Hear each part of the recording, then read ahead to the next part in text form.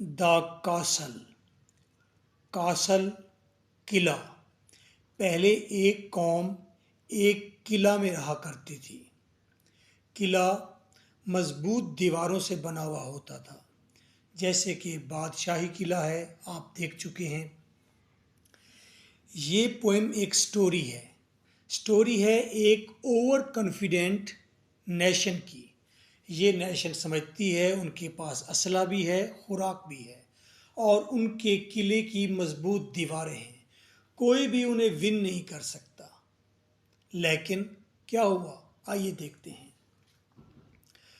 All through that summer, इन तमाम गर्मियों में, एट ईज, आसानी से, वीले, हम आराम करते रहे।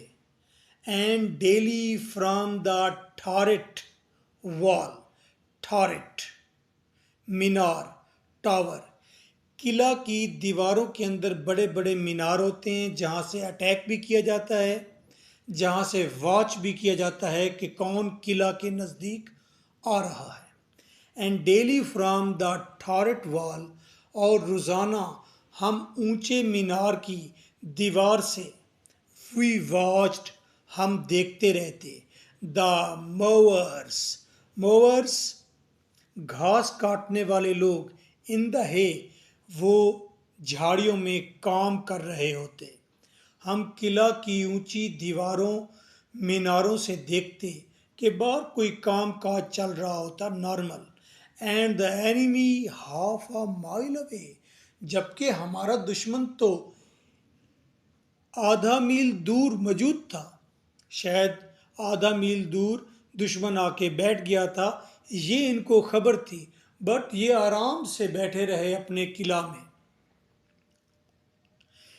दे सीम्ड नो थ्रेट, ये दुश्मन लगता था उनके लिए थ्रेट, नो थ्रेट, कोई खतरा नहीं, to us at all, overall हमें लगता था ये दुश्मन जो हाफ माइल अवे है, हमारे लिए कोई खतरा नहीं है। ये लोग किला के अंदर आराम से बैठे रहे। The this poem is written by very famous writer, नाम है उसका एडविन मोआ। मोवर नहीं कहना, मोवा, Muir, Edwin Muir. For what, पहला पैराग्राफ में बताया गया कि तमाम गर्मियां हम आराम से, आसानी से लेटे रहे, बैठे रहे। हमें कॉन्फिडेंस था कि हमारी दीवारें मजबूत हैं, और हम दीवारों के पार घास में काम करने वाले लोगों को देखते रहते। दुश्मन आधा मील दूर था, हमें उससे कोई खतरा लाहक ना था। क्यों ना था? फॉर वट, किस लिए? वी थॉट, हमने सोचा। हैड वी डू वेयर, हमें डरने की ज़रूरत है। हमने सोचा हमें किस लिए डरने की ज़रूरत है। विद अवर आर्म्स एंड फरवंडा, जैसा वंडा होता है ना, ये फरवेंडा है। फरवेंडा, फरवेंडा का मतलब ही वही है जो वनडे का मतलब है। क्या? खुराक। क्योंकि हमारे पास थी खुराक, हमारे पास था आर्म्स, असला। लोड ऑन लोड, ढेर के ढेर लगे हुए थे किला के अंदर। किला के अंदर वाफिर खुराक थी और बहुत ज़्यादा असला मौजूद था। फिर हमें डरना किस लिए था? आवर टावरिंग बैटलमेंट्स, हमारे ऊंचे बैटलमेंट्स। बैटलमेंट्स का मतलब है कोई जंगी सामान। यहाँ पर मतलब है जंग की खातिर जो दिफाई दीवार किला से भी बाहर होती है। आवर टावरिंग बैटलमेंट्स, और किला के बाहर ऊंची, टावरिंग ऊंची, बैटलमेंट्स जंगी दीवारें थी या दिफाई दीवारें थी। टायर एंड टायर, और ये दिफाई दीवारें मजबूत ही मजबूत थी। एंड फ्रेंडली एलाइज, और इससे ज़्यादा मज़े की बात यह थी, फ्रेंडली, हमारे यार गार, अलाइज, इत्तहादी, यानी कि करीब में जो और कोई स्टेट, हुकूमत, मुल्क था जो हमसे प्यार करता था, हमारा इत्तहादी था, हमारा साथ देता था। ठीक, वो क्या कर रहे थे, हमारे फ्रेंडली अलाइज, हमारे दोस्त इत्तेहादी, ड्रॉइंग नियर, वो करीब आ रहे थे। किस लिए, हमारी मदद के लिए। कहाँ से आ रहे थे, ज़रा सीन चेक करें। On every leafy summer road, हर एक गर्मियों की सरसब्ज शादाबी वाले रोड पर से गुजर कर आ रहा था। गर्मियाँ थी और रोड सरसब्ज व शादाब थे और उस पर जंगी गाड़ियाँ, जंगजू, बॉम्ब्स से लैस आर्म्स हमारी मदद के लिए आ रही थी। ये आर्म्स कौन थे, हमारे दोस्त थे, दोस्त मुल्क के लोग थे, इत्तेहादी थे, अलाइज थे।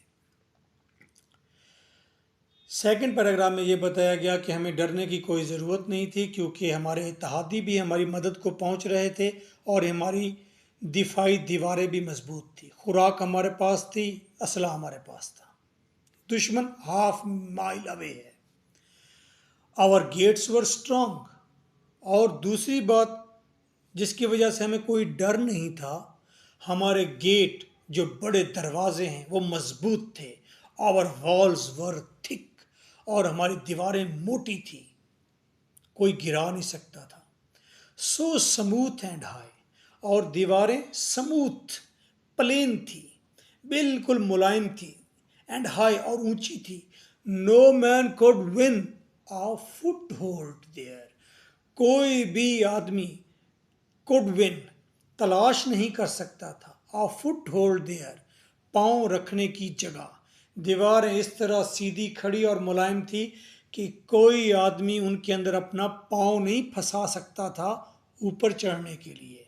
नो क्लेवर ट्रिक, और कोई भी चालाकी नहीं।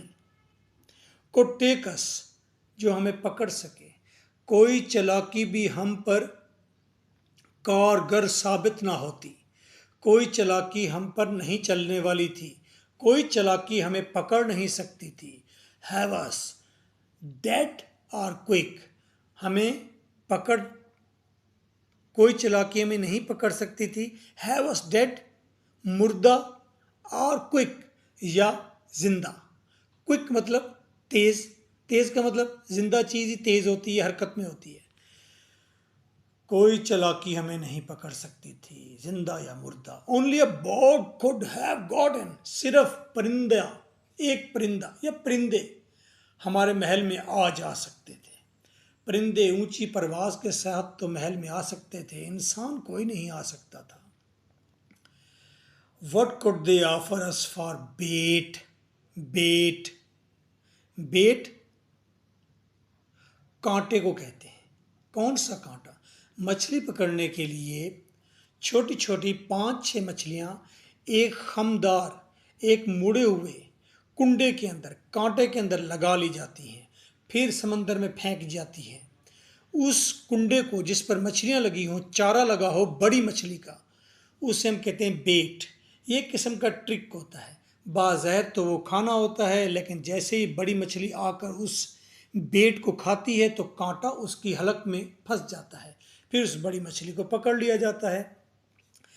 वो कहते हैं कोई बेट भी हमें ऑफर नहीं की जा सकती थी। यानी कि आप देखें, पास्ट में अगर आप जाएंगे यूनानियों में, तो उन्होंने क्या किया था, जब जंग हारने लगे थे, जब लोग जंग हारने लगे थे, तो उन्होंने एक बड़ा सारा घोड़ा, खूबसूरत बहुत बड़ा घोड़ा बनाया, और फिर सुबह जब किले के लोग उठे, उन्होंने किले के ऊपर की दीवारों से देखा तो आर्मी जा चुकी थी मद्दे मुकाबिल। एक घोड़ा खड़ा था, वो ऐसा ऐसा घर से बाहर निकले और उस घोड़े को अंदर ले गए। लकड़ी का बना हुआ घोड़ा था और समझे कि 100 फुट ऊंचा था। जब उन्होंने घोड़े को अंदर खड़ा कर लिया, उन्होंने कहा जी ये गॉड ने, देवता ने कोई घोड़ा भेजा है, बट दैट वाज अ बेट। वो उस घोड़े की पूजा करने लगे और उसको सराहने लगे, रात को सो गए। उस घोड़े के अंदर जो मद्दे मुकाबला आर्मी थी, मुखालिफ आर्मी, उसके लोग छुपे बैठे थे जंगजू। रात को लकड़ियां तोड़ ताड़ के बाहर आ गए और पूरे किले पर कब्जा कर लिया। ये भी एक बेट था, ये बड़ा मशहूर बेट है। तो इसी तरह वो कहता है कि कोई बेट भी, उस घोड़े का नाम पता है क्या था? Trojan horse. अब ट्रोजन हॉर्स के नाम से वायरस भी होते हैं, एंटीवायरस भी होते हैं, ट्रोजन। तो जदीद चीज़ें जितनी भी हैं आप देखेंगे वो लिटरेचर में से निकली हुई हैं, बहुत सारी चीज़ें, उनके नाम जदीद आईटी के अंदर भी बहुत सारे नाम हैं जो कि लिटरेचर में से लिए गए हैं। What could they offer us for bait, हमें वो बेट के तौर पर क्या पेश कर सकते थे, हमें क्या कांटा हमारे लिए फेंक सकते थे, हमें क्या पेशकश कर सकते थे, हमें क्या चाल पेश कर सकते थे। आवर कैप्टन वॉज ब्रेव, हमारा कैप्टन तो बहुत ही बहादुर था। एंड वी वर ट्रू, और हम अपने कैप्टन के साथ, हम अपने सिप्पा सलार के साथ, हम अपने जर्नल के साथ बहुत ज़्यादा मुखलिस थे। तो हमारा आपस का भी कोई क्लैश नहीं था। There was a little private gate, हाँ, लेकिन एक छोटा सा प्राइवेट गेट था, मोरी दरवाज़ा था। आ लिटल विकेट, अब राइटर उसे कहता है ये छोटा बड़ा ही गंदा विकेट, विकेट छोटा, गेट, ये छोटा गंदा छोटा गेट। विकेट्स रखते नहीं हैं क्रिकेट खेलने के लिए, क्रिकेट क्रिकेट खेलते वक्त हम रखते हैं ना विकेट्स, छोटी चीज़ें रखना, विकेट्स उसका नाम है। अ लिटल विकेट, ये छोटा गंदा, विकेट गेट, छोटा दरवाज़ा। द वाजेंट, वाइजेंट, वाई जिसे वाई कहते हैं ना, वाई, वाइजेंट, वाइजेंट वो दुबला पतला तेज तरार, वार्डर चौकीदार, लेट देम थ्रू, उसने दुश्मन को अंदर आने दिया। किला मजबूत, दीवारें मजबूत, गेट मजबूत, लेकिन एक दरवाजे पर रिश्वतखोर चौकीदार था, गद्दार था, उसने आर्मी को आने दिया पैसे लेकर। ओ देन आवर मेज ऑफ टनल्ड स्टोन, बस जब आर्मी फिर अंदर आ गई तो वो हर जगह फैल गई, हर जगह मौजूद हो गई, तो इनको भागने का रास्ता भी नहीं मिला। कहता है ओ देन, अरे वो फिर आवर मेज, हमारी वो बल खाती हुई टनल्ड स्टोन, टनल्ड सुरंग, स्टोन पथरीली, वो पत्थर की बनी हुई हमारी सुरंग जो बल खाती हुई थी, वहाँ से लोग भाग जाते थे, कहीं दूर दराज वीरानों में जाके निकलती थी वो टनल, लेकिन वो भी यूजर्व कर ली गई, उस पर भी कब्जा हो गया, वो भी बंद हो गई ताकि हम भाग ना सकें। ग्रीव थिन, वो हम पर तंग पड़ गई, लेकिन वो जो बल खाती हुई सुरंग थी उसका क्या बना? अरे वो भी हम पर तंग पड़ गई। एंड ट्रिचरस, और वो दगाबाज हो गई, पुरपेच हो गई, मुश्किल हो गई, पेचीदा हो गई, हमें समझ ही नहीं आई कहाँ से निकले। एज एयर, वो ऐसे पुरपेच हो गई जिस तरह के गंदी हवा, आंधियाँ तूफान हमारे ऊपर आते हैं, हवा की तरह, या हवा भर में या लम्हे भर में वो सुरंग भी हम पर तंग पड़ गई और पेचीदा हो गई। द कॉज वॉज लॉस्ट, मकसद हम हार गए, जंग हम हार गए। विदाउट अ ग्राउंड, और हमारी आह भी ना निकली, हमें चुप लग गई, हम आहो भका भी ना कर सके, शोर भी ना कर सके, चीख भी ना सके, रो भी ना सके। द फेमस सिटीडल, स्टाइडल नहीं, सिटीडल, सिटीडल ओवरथ्रोन, और ये मशहूर सिटीडल किला महल ओवरथ्रोन, शिकस्त खुर्दा हो गया, ख़त्म हो गया। And all it's secret galleries बा बा बा नंगी हो गई, क्या? सीक्रेट गैलरीज, और तमाम तर पोशीदा राहदारियाँ, गैलरीज, रस्ते सब वाजे आया हो गए। दुश्मन इस पर कब्जा कर चुका था, गालिब आ चुका था, हमारी कोई सक्रेसी नहीं रही थी, हर चीज़ उनकी हो गई थी। तमाम राहदारियाँ, तमाम गैलरीज बिल्कुल आया नंगी हो गई, यानी कि हमारे पास कुछ भी ना बचा। How can this shameful tale be told, अब ये कहानी कौन बता रहा है? या तो उस कौम का कोई बाशिंदा बता रहा है या कोई मिनिस्टर बता रहा है। ज़्यादा ख्याल है कि वो जो सिपाही थे वो ये कहानी बता रहे हैं। तो कहते हैं how can this shameful tale be told. कहते हैं कि मैं कैप्टन सोल्जर, मैं ये शर्मनाक कहानी कैसे बयान करूं। आई विल मेंटेन, मैं ये याद रखूंगा। क्या? ये कहानी अंटिल माई डेथ, अपनी मौत तक ये कहानी मैं याद रखूंगा। वी कैड डू नथिंग, हम कुछ भी ना कर पाए। बीइंग सोल्ड, बस हम बिक गए। तो जब हम बिक गए, इसका मतलब है पैसा। पैसा तो बड़ा दुश्मन है। हम दीवारें मजबूत कर लें, हर चीज़ तगड़ी कर लें, हर चीज़ जमा कर लें, लेकिन पैसे की लालच जो है ये किसी को भी खोखला कर सकती है। ये चीज़ तो हम अपने कंट्री में देख रहे हैं। हमारे कंट्री में पैसे की लालच, नफसियाती हद तक लालच, इतना पैसा कि आप काउंट भी नहीं कर सकते, वो हमारे मुल्क को खोखला कर गया।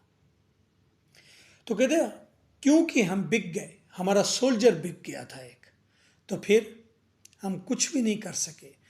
असला भी काम ना आया, खाना खुराक भी काम ना आई, वो सीक्रेट सुरंग भी काम ना आई, कुछ भी काम ना आया। Our only enemy was gold, हमारा दुश्मन तो सोना है, यानी कि पैसा है, धन दौलत है। धन दौलत हमारा असल दुश्मन है।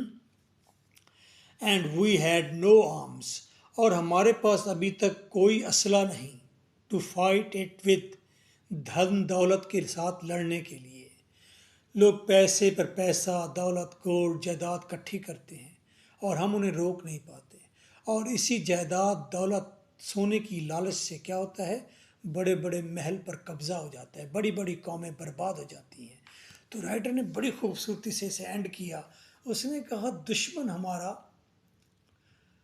हमारा दुश्मन नहीं है, दुश्मन हमारा धन दौलत है, पैसा है।